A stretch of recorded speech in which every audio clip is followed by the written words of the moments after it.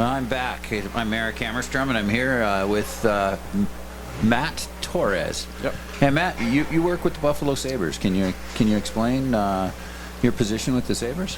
Absolutely. So I'm the youth hockey coordinator for the Buffalo Sabres. Run all of our learn and play programs, high school hockey, a little bit of girls hockey. We do some adult learn to plays and all that stuff. So getting kids on the ice, celebrating the kids that do already play and helping them out. And yeah, anything youth hockey pretty much runs through our department. So awesome. And so you're the one to thank, I think, for this weekend then, along with the Buffalo Sabres Foundation. Yeah. Thanks to my bosses, Ed Kudzinski and Rich Trailer, two really good guys. Ed's the director of youth hockey, and Rich is the VP of community relations, which we're under. So it's a whole department effort to get all this done. So well, that's fantastic. I did an interview with one of the hockey moms earlier today while the kids were on the ice, and the kids with the ice hockey in Harlem were helping coach the Learn to Play program that the Sabres have. How many kids are involved with the Learn to Play? It was a busy rink this morning. Yeah, so West Seneca here has about 40 kids signed up. We're at 14 different rinks with 13 partner organizations. We had over 800 kids in the program this year, and registrations are still open. So we got 800 kids into ice hockey this year. Well, that's fantastic. That's just brand new players. Yeah, so we suggest they have a little bit of prior skating experience, so whether that be a learn to skate class or even just a bunch of open skates with mom or dad. They're first-time hockey players. They get a full set of equipment with the program, 6 weeks of on-ice instruction, and a ticket to a Sabres game, so it can't go wrong. Oh, that's fantastic. That is a wonderful thing to not only make hockey inviting, but to bring resources so that people can overcome at least that original barrier of cost. Yeah. Oh, absolutely. And we have a bunch of discount codes that we can give out to parents that are struggling financially. We just want to get the most kids in hockey and keep kids in hockey. So it's a great start. Full set of gear for $225. You really can't go wrong. So. Okay, great. And I know you have another connection to this that makes this weekend special. Is that you're originally from New York City? Yeah. So I was born in New York City. My dad is born and raised in the Bronx. I moved to Jersey when I was about 2 years old, so I don't really remember the city that much. But I grew up playing hockey in New Jersey and going to the Bronx every weekend to visit my aunt, basically. So I've known about hockey in Harlem for a while, and they do some really, really important work. Yeah, they do, and it's fantastic. They have about 150 kids in the program right now. They've been an organization for 47 years. Later today, during this ice session, I'll be able to do an interview with Malik Garvin, and he's their director. And this is a really special thing. I tried to explain in the last interview that a lot of the kids are from Spanish Harlem, and to have the opportunity to skate is rare in New York City, and it's pretty expensive when you're talking about $1,000 an hour for ice at some of the rinks in New York City. It's just totally cost prohibitive, and so what Malik does is amazing. These kids all have an hour of ice every week. In the past, they've been able to do more than that even, but their rink is under construction in the city, and the organization that it takes to make it possible. Yeah, it's amazing. It's amazing just getting kids to play with people who look like them, right? It makes it a lot easier to go to the rink and a lot more fun. But hockey's just about a community, and if those people have the same shared experiences as you, it makes it a lot easier to connect with them. Oh, your last name's Torres. Did you have someone who represented for you that said, yes, I can play hockey, or? No, so I'm Puerto Rican. I didn't have that, unfortunately, but I always felt welcomed by my teammates. I know that a lot of people in the sport go through different experiences. I think I was pretty lucky. But no, it's awesome to see the growth of Puerto Rico ice hockey, which I just learned about 3 years ago, that the country that my family's from or territory that my family's from has a ice hockey program. That's amazing. I thought that I was the only Puerto Rican ice hockey player in the county that I grew up in, and New Jersey's a pretty diverse place, so there were a lot of kids that looked different who played hockey, which was nice. But no, unfortunately, I didn't have anyone to look up to, but my parents really helped me out with it. So. JJ Velez is here. JJ is the president of the board of directors of ice hockey in Harlem, and actually I think JJ is right down in, let's move over here. Let's see JJ. Yeah, JJ's right here. Dangling some kids right now. Yeah. Not too bad. So JJ grew up in Spanish Harlem, and his family's Puerto Rican, and he also works with Michael Batinger at the Urban Hockey Foundation. Shout out to Michael Batinger. And with a group called the Duster Line, and the Duster Line is literally an adult co-ed hockey team, beer league team basically, that travels and does good work, and we will be going to Puerto Rico coming up, I think, in the next year. Yeah, you guys were telling me about some really cool trips: India, Puerto Rico, South America, Central America. Just the growth of hockey, I think it's just at the precipice, and getting in all these countries, and even just seeing the expansion of the IIHF and member countries and affiliate countries is really amazing. So yeah, and one thing that I've just loved about the growth of the game has been the women's game. Oh, and it's amazing. You see, we've got the hockey coach, the woman down on our right here. We just had a pretty nasty move and off the post. Yeah, she coaches at City College in New York. Yeah, it's amazing. So we actually, a lot of clubs already did this. We were behind the 8 ball a little bit with it, but we had our first ever girls only learned play. So we got 37 girls skating with other girls in their program to start up at Niagara University. Craig Manslona, he does a great job up there. He has 2 daughters in the program, so he just wanted to see that girls program expand. So the first ever girls only learned play, and it's awesome. So it is awesome. Buffalo is really a happening hockey city in a lot of ways, not just with the Sabres, but a lot of USA hockey program happens here too. There's just a really good hockey structure from kids on up, it seems, that a lot of bigger cities don't have. Yeah. And so we do have people doing the work in Detroit, like Anthony Benavides and at Clark Park and in other places, growing the game there. The last couple of Willie O'Ree winners, I think, have been out of Detroit. Yeah. So that's all great, but it still is largely on a white suburban, upper middle class sport. Yeah.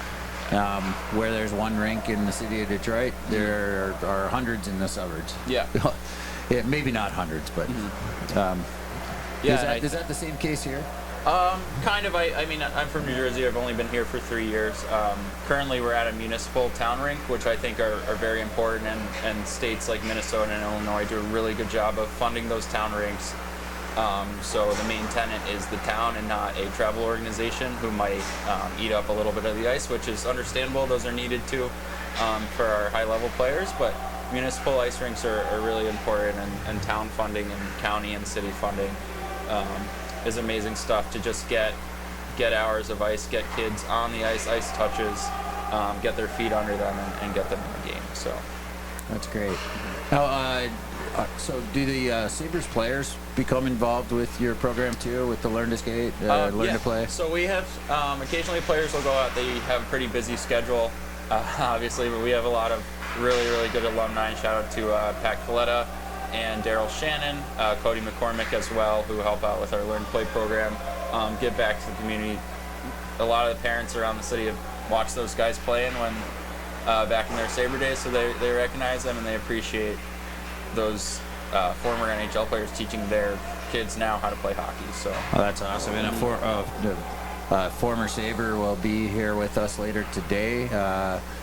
Dean Barnes will be here, and he's bringing along with him Tony McKegney. Yeah. And so Tony is, of course, legendary Yeah. 13 years in the NHL, and I think the first 4 were with the Sabres. I believe so. Yeah, the Sabres actually have a pretty good history of diverse players. I think we're one of the organizations with the most former African American players, and it's really cool to see. I know last year and the year before we had the NHL Mobile Black History Mobile Museum come through. Yep.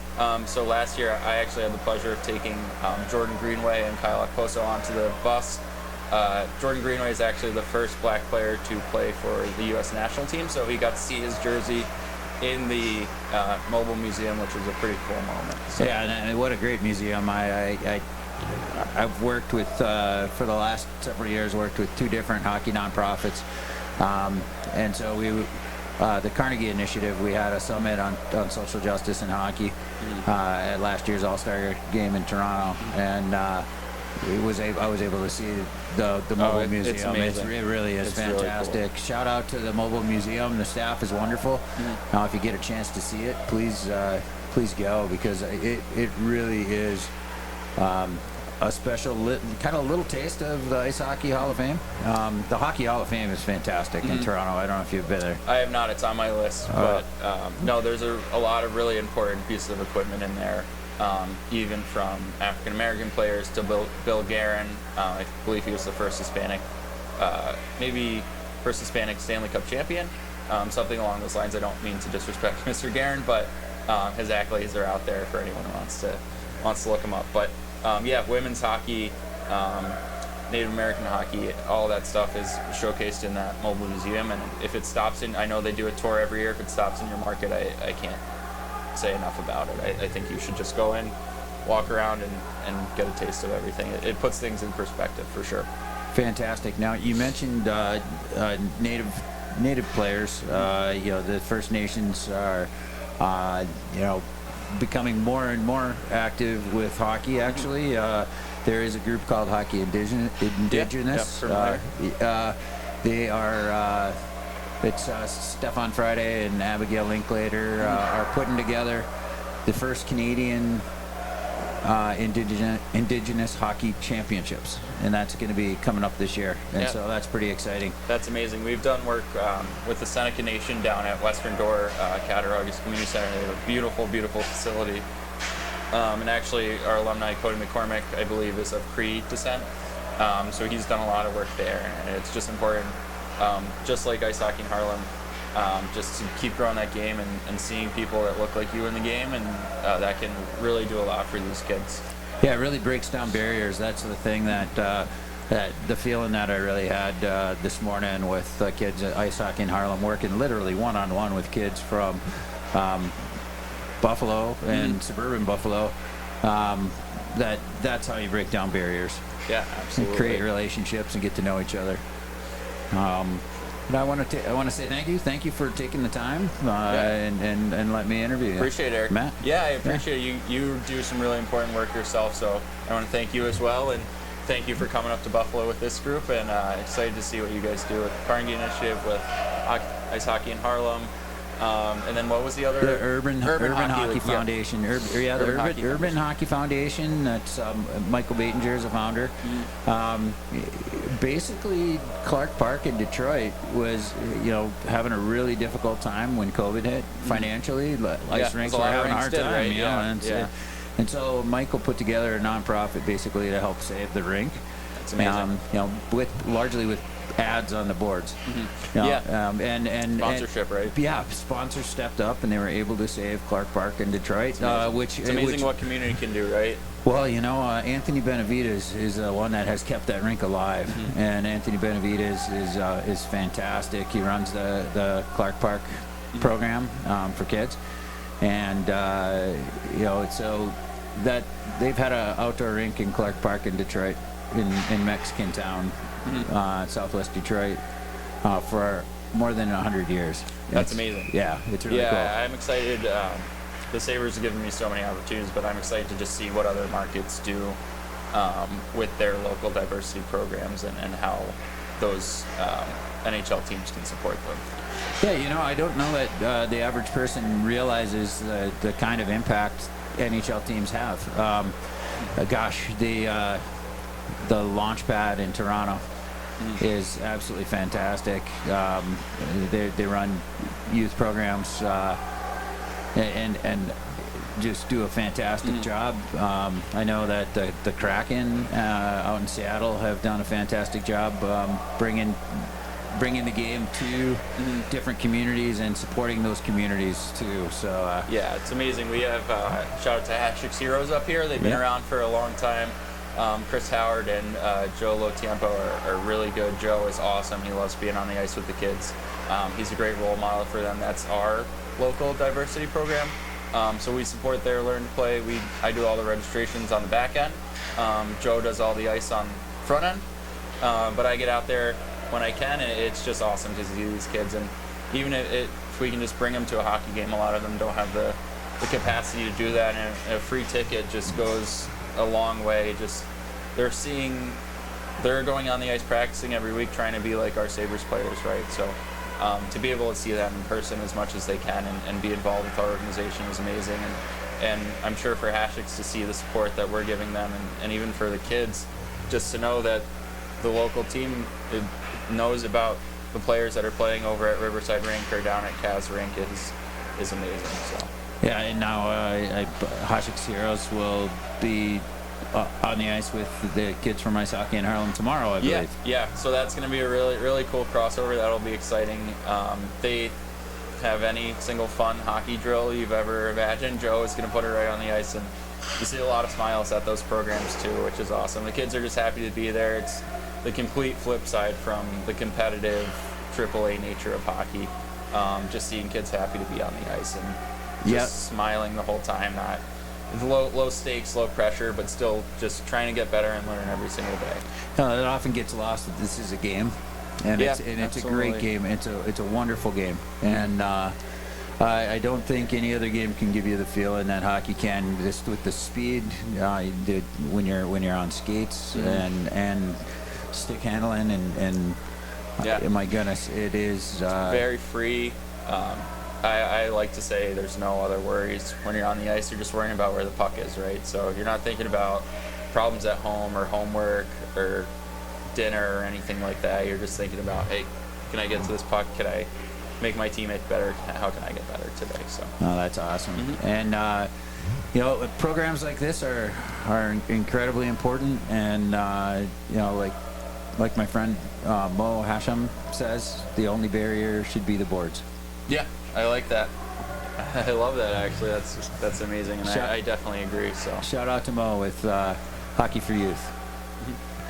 All right, we're gonna sign off again, and I'll be back in a little while with Malik Garvin, and hopefully with that guy, with JJ Velez. There he is. Hope we'll be able to get JJ on the horn here too.